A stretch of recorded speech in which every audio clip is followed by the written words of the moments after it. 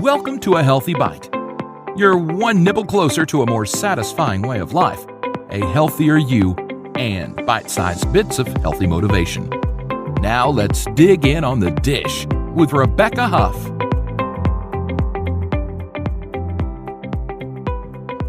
Hey, it's Rebecca, and I have a very special guest, and it looks like she brought a guest right behind her. If you're watching the video, you can see. But I have Karen Jeffries with me today, and Karen wrote a book all about the struggles that she went through with infertility. So tell us just a little bit about yourself and, spoiler, your family. Yes. Hi. Thank you for having me. But yeah, I wrote this book about 3.5 years ago, and I was on maternity leave with my second daughter, and I was helping a family member and another friend through their infertility cycle. And I was explaining it to my husband. I was like, well, they're ovulating, so it's go time. And I was like, and her follicles are at 17 millimeters, so I'm pretty sure she's gonna have an IUI this weekend. And my husband said, I think that you should write a book about this. And I was like, like I just laughed him off. And I didn't think anything of it. And then a few weeks later, I just sat down in front of my laptop one day, like during nap time, and I just started writing, and it just was pouring out of me. I mean, it was crazy. And about 5 weeks later, I had pretty much what is now the book, Hilariously Infertile. One Woman's Inappropriate Quest to Help Women Laugh Through Infertility, which is the subtitle. And as I was writing it, I didn't know at first what it was. I was like, is this a book, or is it a blog, or is it just me having like a diary? Like, I don't know, but then I realized, I was like, wait, but this is funny, and it's really funny, and it's really inappropriate. And to me, it's just the way that women really talk. Like when you're really talking with your best girls and your best girlfriends, that like the stuff the nitty gritty that you really talk about. And that's what the book is about. And it kind of explains my journey of infertility, going from like not knowing that I was infertile at all to finding out, and then having my first daughter and then my second daughter, and just kind of everything in between, and life and everything that happens. And some people have used it just to help them through their struggles, and other people have used it to give to like family members or friends who like don't know what they're going through, to be like, you should read this because she explains what it's like to go through it. And it is, and it's not all funny, because like infertility really isn't funny, but there are some really, really funny parts. And so that's what I highlight in Hilariously Infertile. Well, I think it's great that you bring out the humorous aspects of what you went through. Obviously, I'm sure there were a lot of tears shed during all of your time. This journey was over a period of years. So at what point did you realize, hey, there's a problem. I think we maybe need to go figure out, maybe we need to see a doctor. So tell me about that. Yeah, so that's one of my biggest pieces of advice for people who are at home. Like, don't wait. If you think something's going on, go to a doctor. A doctor's not sitting in his or her office being like, oh, I wonder how so-and-so's doing at home. You know what I mean? Like, they don't know unless you go to them. So we started, I went off birth control that I've been on for many, many years, and we started having unprotected sex, and I wasn't getting my period for like months and months and months. But I also, so every like month I thought I was pregnant, but I was also getting all these negative pregnancy tests results. So I didn't really understand what was happening, because I was like, wait, we're having unprotected sex and I'm not getting my period, but I'm not pregnant. Like, it didn't make any sense to me what was going on. And so we went about 6 months of that. And then I went to, and also my cycles were like so long. I mean, we're talking like, 45 days, 60 days, 90 days. Like, it was just like, it was crazy. And I was like, I don't think this is normal. But then I was like, maybe it's just my body adjusting after being on birth control, but I still wanted to figure it out. So I know Brady's moving in the background. He's so cute. That's his little perch. He likes being up over. But cute puppy. So I went to my regular old OBGYN, and she was like, okay, something's definitely up. And she started me on a round of Clomid, and nothing happened. And then the next month, another round of Clomid, and nothing happened. And it was after that second month that she called me. And this part was like the most traumatizing, I think, for me throughout the whole thing. One of the most traumatizing parts. But it was like 4:45 on a Friday afternoon. and she was like, I think that you have PCOS, which stands for polycystic ovarian syndrome, but I didn't know that. And I think that you need to go to the fertility clinic down the street. And it was a Friday, and she was like, bye, I'm not back in the office until Monday. And I was like, what? Like, so when I got home, I obviously Googled PCOS. Like, the only thing I could see was just infertility. Like, I was a wreck. Like, I was just sobbing and crying. I called my husband, like, you have to get home. He was like, I'm at work. Like, what do you, like, I can't come home because you're a girl. You know what I mean? Like, it was crazy. And I just had so many questions because, you know, I'm a school teacher. So I felt like I like devoted my life to children, and then to find out that maybe I won't be able to have children was really, really, really devastating. And at that point, you have so many questions you just don't know. Like, I didn't know that I was gonna be able to get pregnant. I didn't know, like, I was like, do we need to start looking into adoption? Like, I don't know. And my husband came home and like calmed me down a little bit, which he often does. And he was like, we'll take it one step at a time. And I also felt this level of like, I don't know, like maybe guilt, I guess, that I was like, because we were, you know, we had been married for about 2 years at the time, and I was like, well, what if I can't give you children? Like, I know that you want children, and this is me, and what if I can't? And I was like, does that, like, I started questioning, like, will he not want to be with me if we can't have the life that we definitely thought that we were going to have? And that, like, on top of everything else, like, it was unreal. And my husband's like, all right, let's take it one step at a time. Let's go to the clinic, figure out what they say, and then we'll go on from there and we'll make our decisions. And like, he's very rational like that, and I'm very like, you know, so but that's what we ended up doing. Wow. Well, I read some statistics after I read your book, and according to the CDC, about 12.1% of women in the U.S. ages 15 to 44 have difficulty getting pregnant and staying pregnant. I kind of saw that statistic and thought, why are they checking the fertility of 15-year-olds? But okay. And so apparently this is a lot bigger problem than we hear about. So that comes out to about, I don't know, 7.5 million people that are struggling with infertility. And I know that this was part of your mission in writing this book. And thankfully, I think more people are like you, speaking out openly about this topic. When you started on the path, I'm sure you felt very alone. At what point did you decide? I mean, you said you decided to write the book after you already had your 2 children. At what point did you start reaching out to other people that were experiencing this journey with you?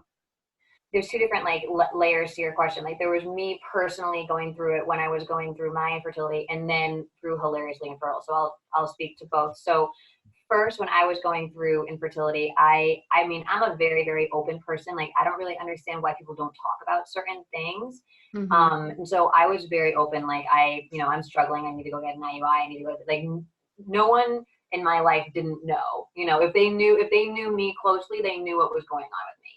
And I was surprised at how many people were like, oh yeah, I went through that, or I went through that. And I was like, oh my goodness, I had no idea. Like, people don't talk about my cousins or like coworkers, you know, that I was like, I had no idea. And that kind of stuck with me, that I was like, if I would have known, like, I would have checked in on you and I would have helped you, you know, like, now I feel like a horrible friend or family member, you know, but no one was talking about it. That was kind of one of my first inklings into this whole, like, why don't people talk about it type of situation. And then with Hilariously Infertile, like, prior to Hilariously Infertile, I didn't have any social media. I didn't have a personal Facebook account. I still don't have a personal Facebook account because I'm a school teacher and my students Google me. Like, they're in 4th grade, and no joke, like, they'll come into school and be like, we Googled you last night. And I'll be like, oh my God. Like, maybe like, what did you find? And they're like, it was just like your wedding website from like the Knot from like 10 years ago or something like that. And I'm like, oh, thank goodness. So for me, like, not having social media, not having this community of other people who are going through what I'm going through, that was really a struggle, because I had like 2 coworkers that, especially when I went through IVF, not many people that I knew had gone through IVF when I was going through it. There was one coworker who had at that point moved away, and then two other coworkers that like I'm kind of close with who had gone through it, and I did talk with them and reach out to them a little bit more, and they were really supportive. But it was just like I didn't have this community, and so it was just me and my husband, and oftentimes I felt like it was kind of just me like on an island, like going through it, and that was a struggle. So I think part of this quest that I'm on is to really help people, not just in the United States, like you said, which is huge, but throughout the world, realize that like you're not alone. Like when you feel like you're alone and you feel like you're the only one going through this, you're not. And like you can reach out to people, and we're here for you to help you, and we've been through what you're going through, and I think that's really huge. It is. And I think I can't speak for anyone else, but I can imagine that it's something that, maybe women don't want to talk about because it opens up this can of emotions, I guess. And on top of that, that opens you up to be vulnerable for people asking you questions. And I'm sure people say all kinds of things to you. I'm glad that you were able to put a humorous twist on that. I mean, I even read some statistics, and it said that men are as likely to be sterile as women are. So in your journey, did you guys encounter other couples where the man was struggling with infertility? Yes. Yeah, definitely. With our friends, we've had a couple instances where some people it's the female factor infertility, some people it's the male, and some people it's both of them. And it's so crazy because like you don't know when you fall in love with someone and you decide to spend the rest of your life with them, like it's not like, hey, like how fertile are you, you know what I mean? You don't think about that, and it is very interesting. But yeah, male factor infertility is huge, and I think that also the guilt that is associated with male factor infertility, like I know for my friends in particular, like it really weighed on my friend, the male in the relationship, because he was like, it's because of me that she has to go through all this. And like, that was like really hard for him to handle. Like, even as he was like giving her the shots and having her go to the appointments and everything, he was like, it's because of me. Like all of this is because of me. And I think that, when it's the female, at least I can speak for my experience, like I'm the one who's infertile in my relationship.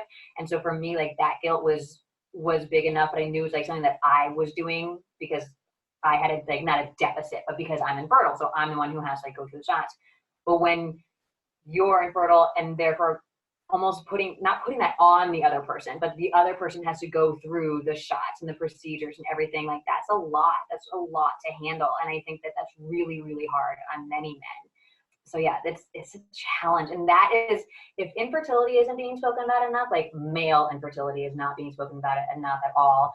And also, like how to support men who are going through that. Like there's really nothing out there that's like, hey guys, like it, like from a male perspective, and I think that that's definitely like a caveat that completely in the content based of infertility. Right. I just think that so many people assume that infertility is typically a woman's problem. And so I think, maybe that's why there's not a lot of support out there for men who deal with this. But obviously, it happens. And, according to the statistics, it's something that someone needs to start talking about, because there's a lot of people that are probably struggling with these very issues, like you were talking about, feeling like, oh, it's my fault we can't have kids. Or, because my wife has to go through these treatments. And I feel like hopefully someone will hear your message and start writing the male perspective of your book that you wrote. But and also, sorry. No, go ahead. I was going to say, also with those statistics, like those statistics are based on people who are going to doctors and being treated for infertility. Right. So those statistics don't even apply to the people who have been trying at home unsuccessfully for years, or for whatever reason, whether it be faith-based or financial-based, don't have the means or don't want to seek medical treatment. So those statistics, like they're huge, but they're also, I think, like not even covering all of the different aspects of people who are actually going through it, because those I think are just based on the insurances. Of course, right. So, obviously with all statistics, there's definitely a huge margin for error. And you talked about, and you mentioned earlier, IUI. Can you just briefly explain to the listeners in case some of them haven't heard of this and they don't know what you mean by IUI? So an IUI is short for intrauterine insemination. And basically what they do, or what they did for me, is they put you on a medicine to stimulate your ovaries so that you'll produce follicles. So what I have with PCOS is, like, I always hold up my fist, and I kind of, because like I think of my fist as like my ovary, right? And with PCOS, I have a ton of eggs, like a ton of eggs, which is great because you want to have a lot of eggs, but it's bad because no one egg can grow and become dominant and then flow down the fallopian tube to then be, inseminated by your husband's sperm naturally at home when you're relaxing and drinking wine. You know what I mean? So that doesn't happen. And I kind of equate it to like an overgrown garden where like nothing can grow if everything is there. So what they do for me is they give me medication to stimulate my ovaries so that my follicles will grow. And then they time it perfectly so that they release those follicles. And then the next day, my husband goes in and gives they call it his donation, which is, his sperm donation. And then they take that sperm. And this was the part that I thought was so funny when we were going through it. I was like, are you kidding me right now?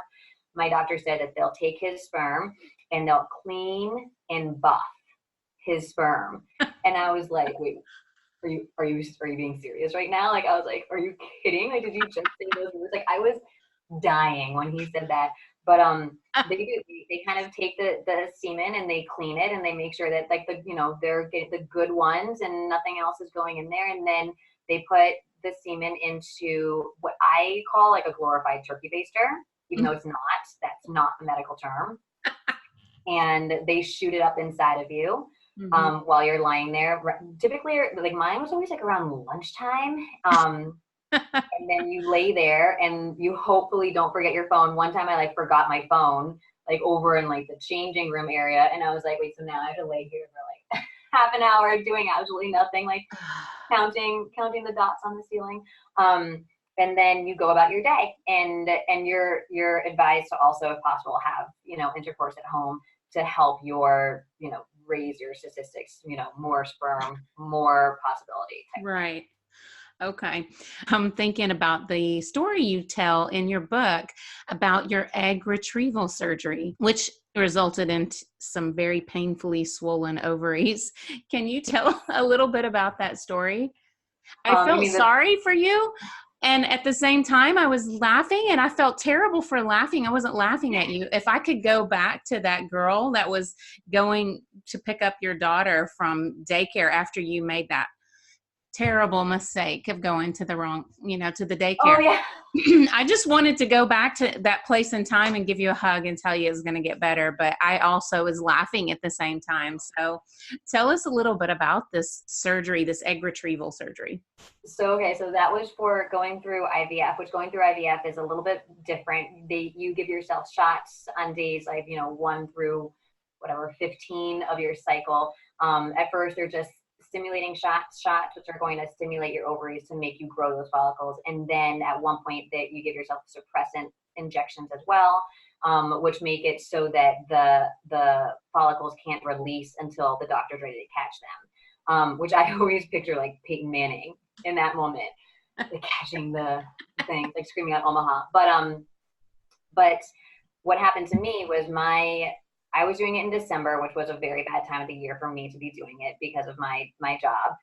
But we were going to be early. Like we were setting everything up to be early. We were going to drop my daughter off at daycare and then go down to the city for this retrieval surgery. My husband had to come with me because you're not allowed to drive after because you're put under general and local anesthesia. Like it's a pretty major thing. Like they're not cutting you open, but like it's still, they're still going up inside of you and it's pretty big.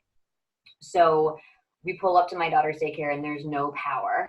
And that never happened. Like daycare's always open, and I was like, what do you mean? And they're like, no, there's no power. Like we can't take your child. And I was like, I can't bring her to you're actually not allowed. It says like, do not bring your children to the operating room, for your egg retrieval surgery. And I was like, who can I leave her with? It was 7 a.m. on a Monday morning in December. And so I decided that I had to leave her with my mom and dad.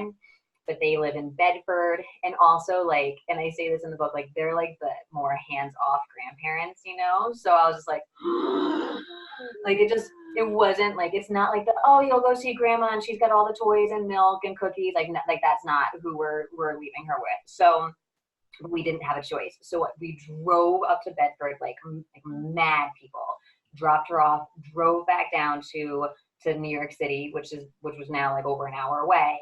And finally I realized at one point that like, and I'm driving because I keep telling my husband, like, I have to drive because I need to feel like I'm in control. Like that was my thing. And so then we get down to New York City and I realize like, it's going to be okay. We're going to make it. He goes off to give his donation and I get pulled back into the pre-operating room and the woman starts taking my blood pressure. And I was like, my blood pressure might be a little high right now. And I just started losing it. And like, I felt like that was like the moment where like for the whole month I had kept it together. Like I was like, I can do this. I can do this. It's going to be okay. It's going to be okay. Like I'm stronger than this. I can do this. Whether it works or not, like I can do this.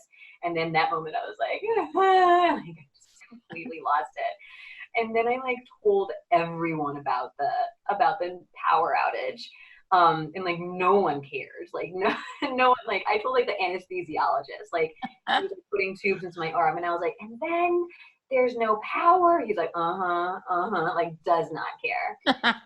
So then I went home and I rested and they took out 33 follicles, which is a lot.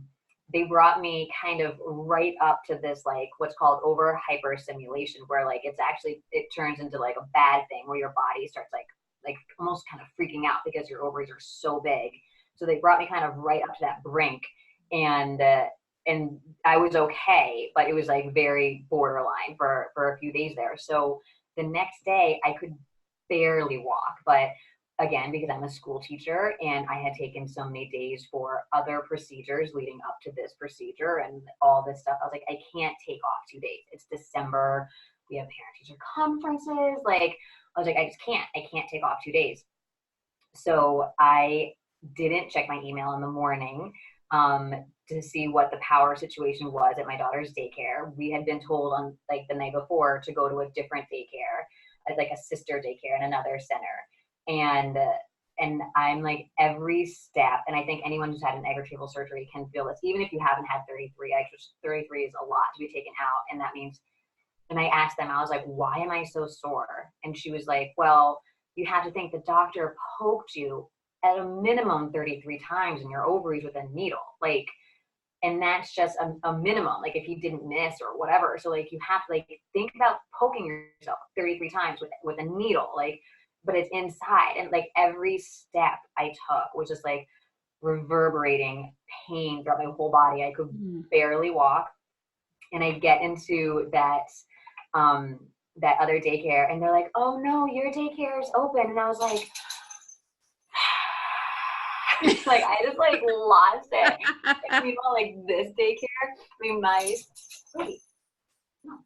my daycare was like really, really nice too, but this one for some reason looked like a ski chalet, and it was in like nicer town that's like a little bit more ritzy, and I was just like I don't know, like I was like, I don't want your ski chalet daycare anymore, you know, like, and so then we had to go back, and then I remember later on that morning I got to work and I was walking down the hallway to my classroom, like as I was almost like 95 years old, like every step. And this one teacher came out and she was like, wow, you look really happy to be here. And I was like, you know, and then when I finally got to my classroom, I was choking back tears.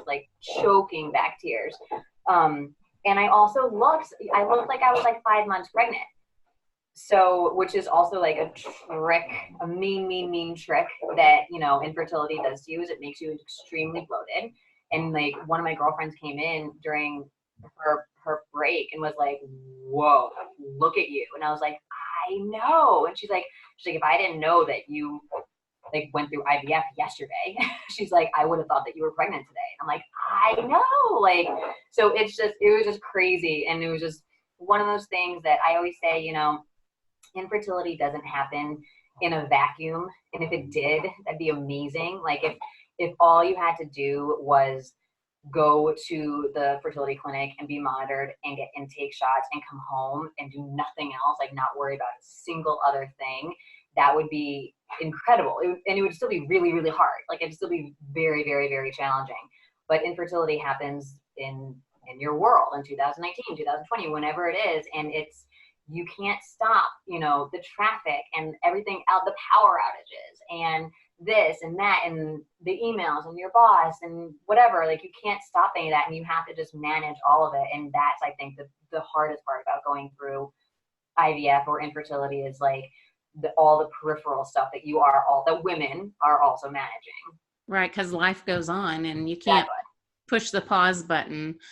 One of my friends was actually telling me about her journey with infertility, and actually I think she was telling me that her body turned against itself or something. So she finally was able to get pregnant, but then she had miscarriages. And I know that that happens with a lot of couples. I think part of infertility is also experiencing miscarriages. She ended up choosing to adopt. I mean, I think that was basically, it might have been one of her only options. Did you guys ever consider adoption? We definitely did. We wanted to see, where, if we could do the fertility treatments, where it would take us. We were very lucky to have excellent, because I'm a school teacher, so I'm a government employee in New York State, and our insurance is incredible. And I have to say, like, most, if not all, things were covered with like minimal copays. Wow. So that was a huge, mm-hmm. resource for us, and something that not many people have, and it's definitely made it possible for you guys. Yeah, I talk to a lot of people. I even have family members who are going through these struggles as well, and health insurance coverage is definitely a factor in choosing how to proceed. I mean, and it's not like adoption is cheap either. Exactly. No matter what you do, it's expensive, and I'm sure there's some point in time where you had to have asked yourself, why me? Yeah, there definitely was. I mean, I just always felt like I've been babysitting, not that this matters, not that any of this like counts, but in terms of like, I always think of like my resume of like to lead up to trying to have a kid. Like I've been babysitting since I was like 12 years old. Like I had worked at special needs camps. Like I, as a teaching assistant, I had really honestly devoted my entire life to children and to other people's children, where I work, it's children are in the low socioeconomic bracket. It's a Title I school, and we receive like 80%, 90% free and reduced lunch. So I've like really devoted everything I have to helping kids. And then I'm like, wait, I can't get pregnant. Like it just seemed like, but none of that matters, none of it affects like your fertility. And it's not like my ovaries know that like, oh, I'm a good person helping children, right. Yeah. But it's just, I remember being like, what? Like this can't be. And another weird anecdote is, my sister and I used to live together. We were roommates when we were in our 20s, in New York City. And we used to, on like Friday, Saturday nights, drink a little bit, maybe too much, maybe a couple too many glasses of wine, and order a ridiculous amount of sushi. And one night my sister was like, do you ever think about being able to get pregnant or not being able to get pregnant? And I was like, no. And she was like, I just think I'm going to have a really hard time. And I was like, you do? And I was like, why would you think like that? And she's like, I really do. Like, I really think I'm just going to have a really hard time. Like, I just had this feeling. And she's like, have you ever had a feeling like that? And I was like, no, dude, like I've devoted my life to children. I'm not going to have a hard time. Like, and what's so crazy is that like her and her husband look at each other and get pregnant, and I'm need infertility treatment. You know what I mean? So it was very interesting the way that all turned out, because I had no idea, none whatsoever. Life is so unfair. Yeah. So when you first started writing the book, you were just not sure exactly what you were going to do with this manuscript, but you were just getting it all out there. And then you realized it was funny, and you're like, this could help people. I'm going to get this published. And so you started sending your manuscripts to publishers, and you found out something very infuriating. What was that all about? either people didn't write me back, or the people who did write me back said, we just don't think it's a big enough market. And to Right. me, that was just pouring gasoline on the fire. Like, I was just like, okay, no, like, you're wrong. And that has really been what's kept me going for the past like 3 years, is I'm like, this is a huge market. It's like one of the largest medical markets out there. It's growing rapidly. And that's the problem, is that you don't think it's a big enough market because no one's talking about it, because people are at home suffering in silence. And so that was kind of like when I was kind of that moment where I was like, okay, well, I mean, I hate part of my language, but I was kind of like, well, screw all you, because like, I'm going to do this, and I'm going to get people not just talking about it, but laughing about it and sharing their stories. And I'm going to do it without you. And so at first I did, I started, one of my husband's friends was like, you need a website and you need social media. And I was like, okay. So I started the website, I started the social media. And then I remember when I had like 300 followers, I was like, oh my gosh, I have 300 followers. Like 300 people are liking my content, and from like all over the world. And I thought it was so crazy. I was like, that's crazy to me that like, and I just felt so happy that I could help 300 people, you know? And Right. then it's just kind of taken off so much. And so then last summer, it was very, like, a lot of the stuff that I do is very like follower driven. You know, my followers said, we need this book, like, we have to have this book. And so I was like, okay, I'm going to go forward with self-publishing. And my goal for self-publishing was just to make back the money that I spent to publish the book. And I was like, okay, so maybe if I sell like 500 books, like, that's all, you know, maybe then that'll be okay. And it's just really far surpassed my imagination. And just the social media in general has just been so crazy. I'm very surprised. I'm very humbled by the turnout, by the response. I mean, it's kind of crazy, but yeah, it's nuts. Yeah. I mean, I'm glad you persisted, because I mean, just looking at your Instagram following, obviously there's a market for this book. There's a market for this subject. So I think your difficulties in publishing taught you that, yeah, there are people suffering along with me, and this is something that we need to talk about. So I'm glad that you persisted, and I'm sure there's at least 60 something thousand people that, that are glad you persisted. Well, so are you always, I mean, do you typically tend to be a funny person at all times? I think so. Yeah. So. Like, I think if my mom, like, people always ask me that, and I'm like, I think my mother would say yes. Like, she would say that yes. Like, I was always kind of like, I'm the second child, so I feel like I'm kind of more like the goofball. At work, like at school, in my classroom, we joke around. I would joke around with my students all the time. Like, we're laughing all the time, and then we're serious and we're learning, you know, and then we're laughing. And so I do think that I try to keep humor as not just like a coping mechanism, but also just a way to lighten up and enjoy the day. So yeah. I'm going to put Karen's stand-up video in there. You guys can watch it. It's hilarious. Yeah, but the stand-up comedy thing, like, that's new. That's crazy. Are you going to keep doing it?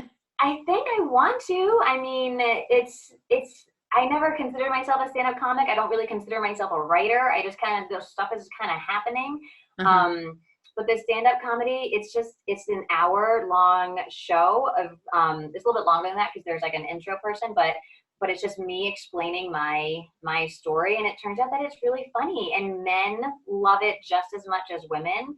And I would like to keep going with those shows, because first and foremost, the ticket proceeds go to charity, which I think is huge, because I really want to give back to people who are going through infertility right now. And second, I would love to have people come out and just feel like, be surrounded by a couple hundred other people who are going through or have been through exactly the same thing. And it's just that moment of like, oh my gosh, like, these people get me, and like, just that feeling of you're not alone, and yes, it sucks, and we're all gonna cry, and we can admit that. Like, I can admit that I cried when I went through infertility many times, but I'm also gonna try to have you like laugh a little bit, so that tomorrow when you have to go to that procedure, like, you can be thinking about whatever we were joking about, and maybe it'll help you through.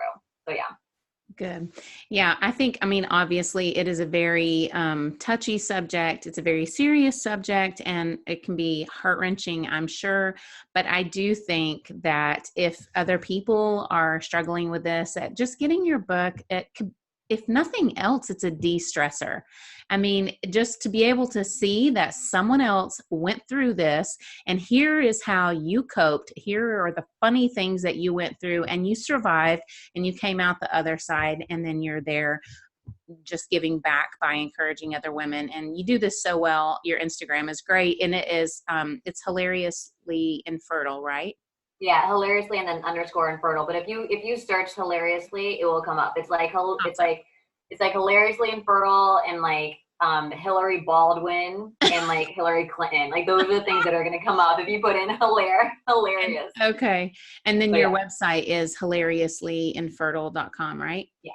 Okay. Mm-hmm. So people can find your book there, and they can find you on Instagram. And I really liked your Instagram. I actually chuckled a little while I was scrolling through some of your posts. So you guys can go follow Karen on Instagram and check out her website. And if you know someone who is dealing with infertility, you can maybe recommend that they follow Karen just so that they can like de-stress and hopefully be able to see the lighter side. So yeah, and know that like all those crazy thoughts that people are having in their head are like, they're not crazy. Like it's actually totally normal. And you can also find me on Facebook and Twitter, although Instagram is the largest platform and the one that I actually am on most. But if, in case people are on Instagram, they're on other social media platforms, they can go there as well.